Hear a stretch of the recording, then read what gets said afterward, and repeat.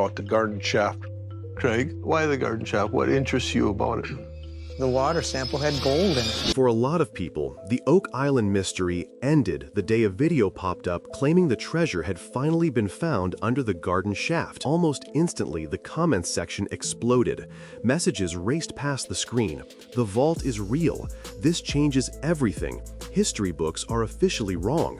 Some even went further, calling it the biggest cover-up in history finally exposed.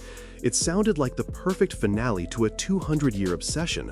A hidden chamber, sealed away beneath Nova Scotia, waiting for Rick and Marty Lagina to crack it open on national TV.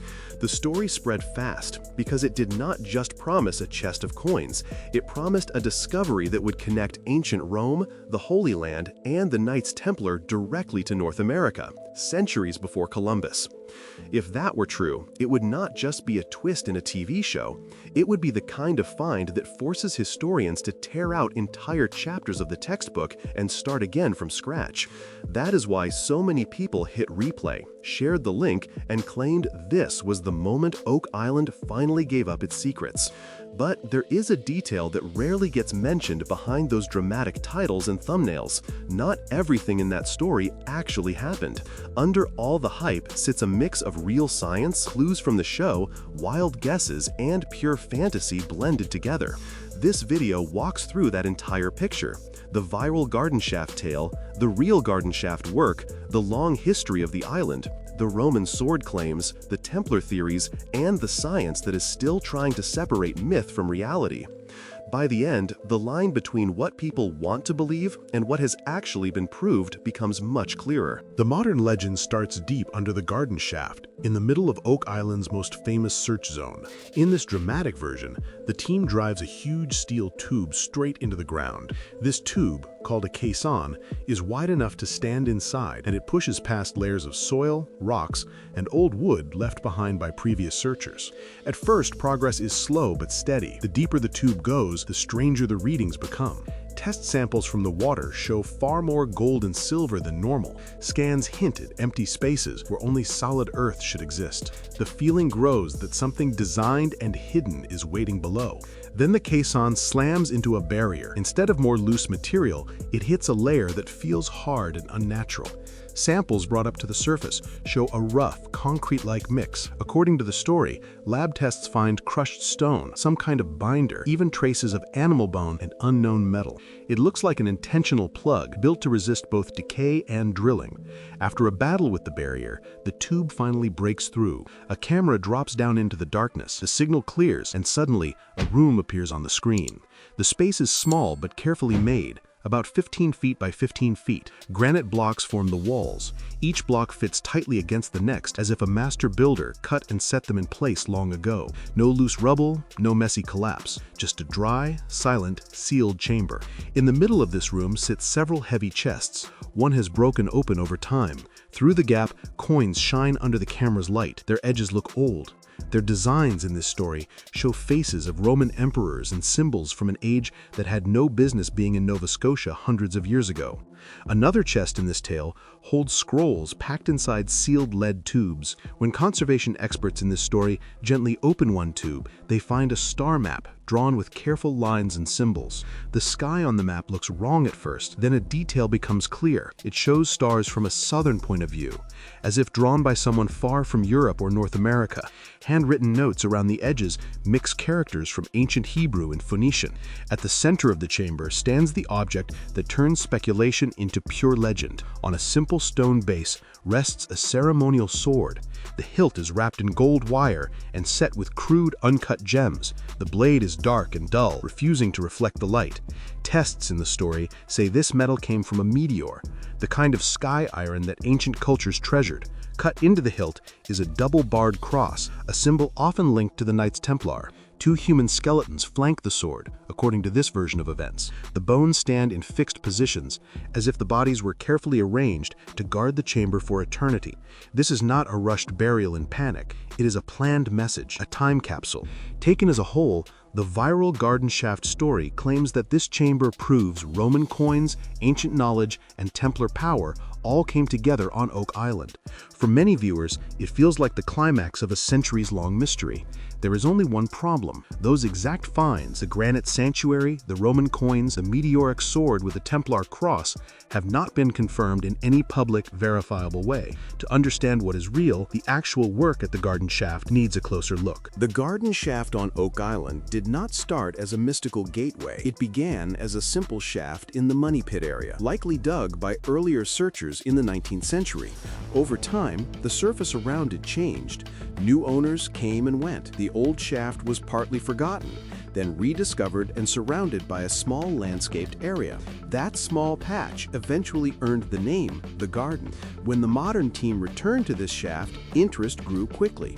Historical notes hinted that something important might have happened there. More importantly, new technology began to point at the ground nearby. Seismic scans and other surveys showed strange patterns under the surface. These patterns did not look like normal rock layers.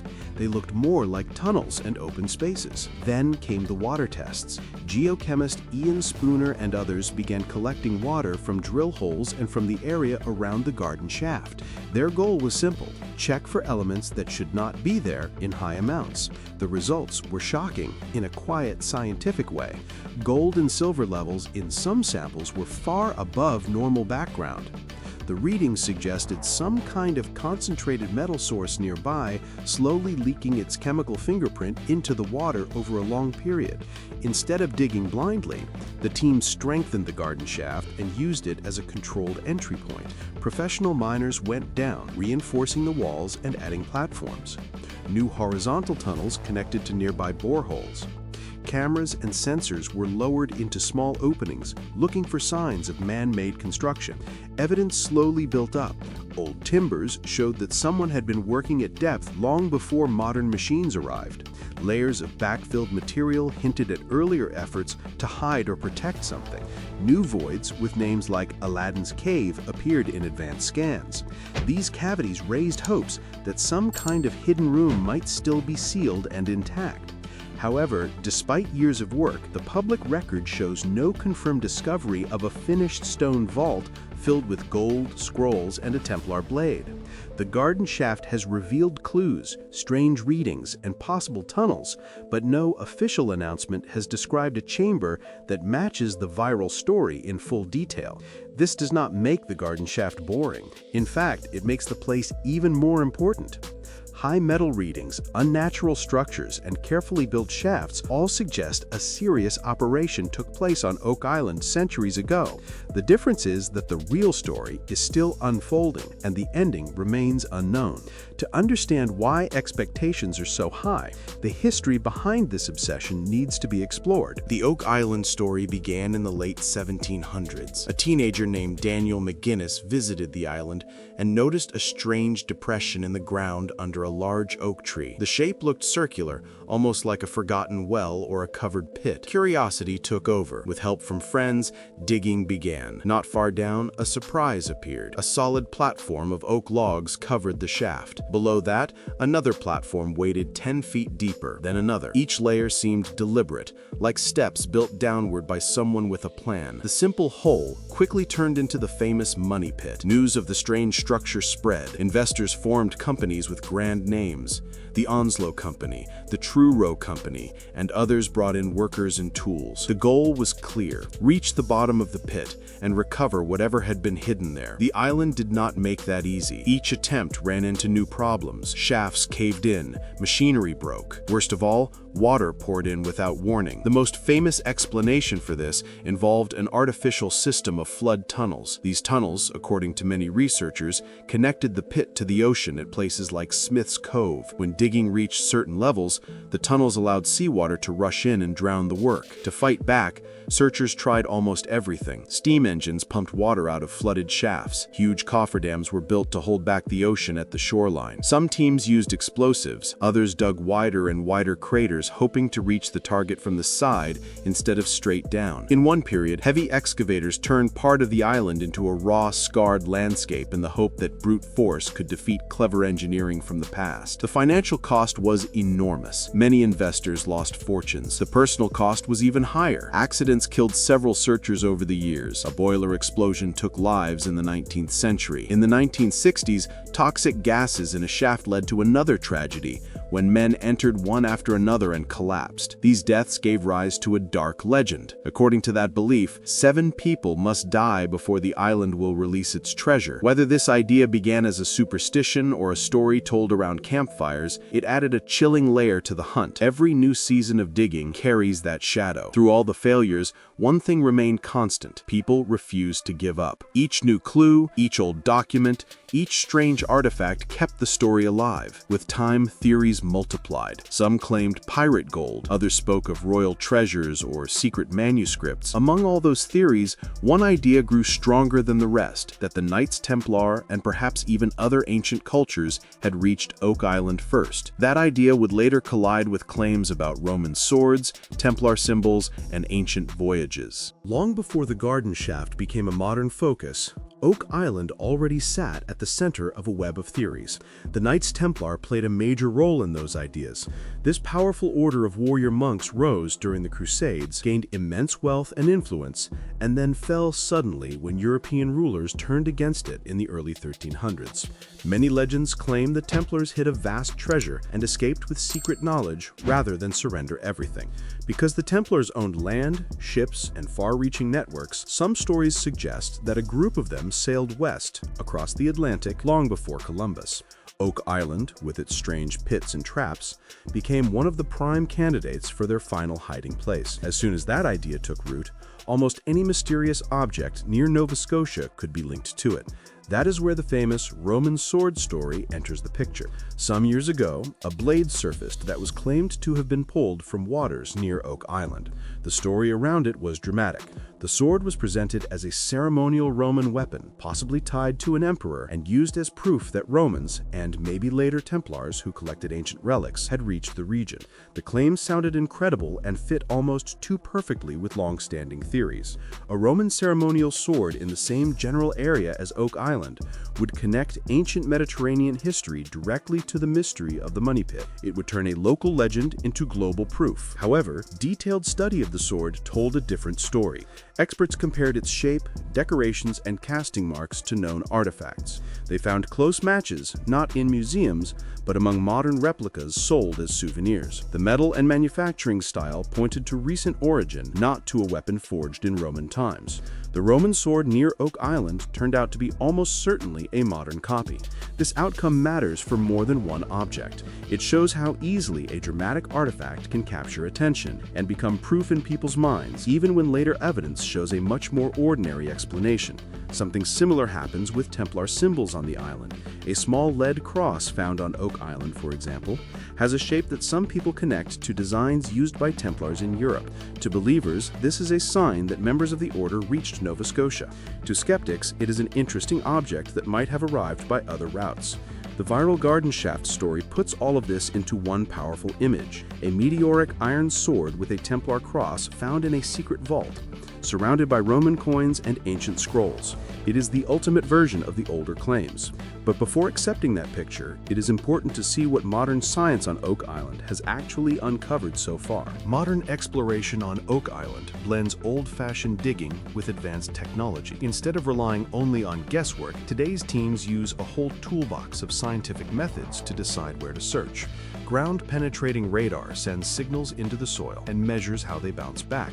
Changes in the reflections can show where voids, tunnels, or unusual materials might be hiding. Seismic surveys take this idea even deeper, using vibrations to build a rough picture of what lies below the surface. These methods have revealed multiple anomalies under the money pit area and around the garden shaft. Some of these anomalies look like cavities or tunnels, matching stories about flood systems and hidden chambers. Water chemistry tests add another layer. By sampling water from drill holes and natural points around the island, scientists can check for tiny traces of metals dissolved in it. When gold or silver sits underground for long periods, tiny amounts can slowly move into nearby water. On Oak Island, some samples around the garden shaft and surrounding zones show levels of gold and silver much higher than normal. This does not prove a treasure chest, but it does indicate a concentrated source of metal in the area. Core drilling provides physical evidence. Instead of opening huge pits, long, narrow cylinders of earth and rock are pulled up from deep below. These cores sometimes contain old wood, bits of metal, fragments of pottery, or other man-made materials that should not be in untouched ground. Some cores from Oak Island have revealed wood that dates back hundreds of years, layers of strange fill, and even things like parchment fragments and coconut fiber that likely came from far away. All of this builds a strong case that serious construction took place on Oak Island centuries ago. The work was complex, carefully planned, and probably involved people with significant resources. There almost certainly was some kind of major operation there, not just a few pirates digging a hole. At the same time, the findings remain incomplete. No open chamber full of gold has been presented to the world. No ancient scroll has been published with clear, translated text that can be verified by historians everywhere. No sword confirmed as meteoric iron and proven to be connected to the Templars has been placed in a museum display with full scientific backing. Science moves slowly and demands proof that can be tested again and again. Legends move fast and rely on excitement and belief. On Oak Island, both are constantly colliding. Each new scan or object can be read in different ways. A tunnel might be part of an old search effort, or it might be part of the original builder's plan. A coin might have arrived through trade, or it might be a hint of a lost voyage. Because the evidence is still scattered, stories like the viral garden shaft vault find plenty of room to grow. The real clues are strong enough to suggest something big happened on the island. The gaps between those clues are large enough for the wildest theories to slip through. Oak Island sits in a rare category of mysteries. It is large enough to attract serious money and serious research, but unsolved enough to keep everyone guessing. That mix is perfect fuel for modern storytelling. For over 2 centuries, different groups have arrived with new tools and fresh confidence. Each generation believed it would be the one to finally break the curse. When those efforts failed, the story did not end. It simply changed hands. Old maps, strange stones, and half-finished tunnels passed from one group to the next like pieces of a puzzle that never quite fit together. In recent years, television added cameras and a global audience to the mix. The search became part real investigation, part slow burn series. Dramatic music, careful editing, and cliffhangers at commercial breaks turned each discovery into a moment of suspense. Some viewers tuned in for the history, others watched for the human drama. Many simply liked the idea that a real-life adventure was playing out on screen. At the same time, the internet made it possible for anyone to build a personal version of the story. A photo of an artifact can be shared thousands of times in hours. A theory about Templars or lost civilizations can gain followers overnight. A single claim about a sword, a coin, or a secret chamber can explode across forums and channels before specialists have even seen the details. This environment rewards bold claims. A careful update, such as gold levels around the garden shaft are higher than normal, sounds modest. A headline that shouts, "Ancient vault with Templar treasure finally found," spreads much faster, even when the evidence does not actually support it. Many people are also naturally drawn to the idea that history is hiding a massive secret. There is a special thrill in thinking that a handful of researchers and viewers are in on something that official textbooks have missed or ignored. Oak Island, with its pits and traps and curses, becomes a perfect stage for that feeling. The viral garden shaft story is a natural product of this environment. It takes real elements, the garden shaft itself, water tests showing high metal, scans revealing voids, and stretches them into a complete dramatic ending. Everything fits too well. Roman coins, ancient scrolls, a meteoric sword, Templar symbols, skeleton guardians, and a hidden sanctuary. It feels right because it wraps every loose thread into one neat conclusion. However, real history rarely works that way. Real discoveries often raise as many questions as they answer. Real artifacts come out of the ground slowly, covered in dirt and doubt. They require testing, cleaning, dating, and debate. That messy process does not always make great thumbnails, but it is the only way to move from belief to proof. After centuries of digging, drilling, and dreaming, one question remains at the core of Oak Island. Has the treasure finally been found, especially under the garden shaft? Based on publicly available information and documented reports, the answer is still no.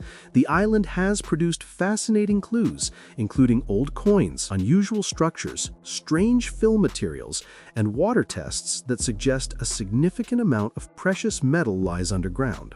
The garden shaft has become one of the most promising gateways into that hidden world, with strong indications that man-made tunnels and possibly chambers exist nearby. However, there is no confirmed evidence that a finished stone vault has been opened there. No independent, widely accepted proof has surfaced showing Roman coins in large numbers pulled directly from a sealed chamber. No verified ancient scrolls from such a chamber have been translated and shared with academic experts. No sword matching the description of a meteoric iron Templar weapon from that location has been authenticated by multiple laboratories and presented as undeniable fact. This does not make the search a failure. In many ways, the story of Oak Island has already revealed something powerful about human nature. The island shows how far people will go to chase mystery, risk fortune, and face danger for a chance at solving a puzzle. It shows how legends can grow from a few strange details, and how new technology keeps breathing life into an old tale. The truth beneath Oak Island may still be waiting. It might turn out to be a room of gold and ancient documents. It might be a set of complex tunnels built for reasons that will never be fully understood. It might be something more ordinary than either of those, dressed up by 2 centuries of hope. Until the day hard, public evidence answers those questions, Oak Island remains suspended between possibility and proof.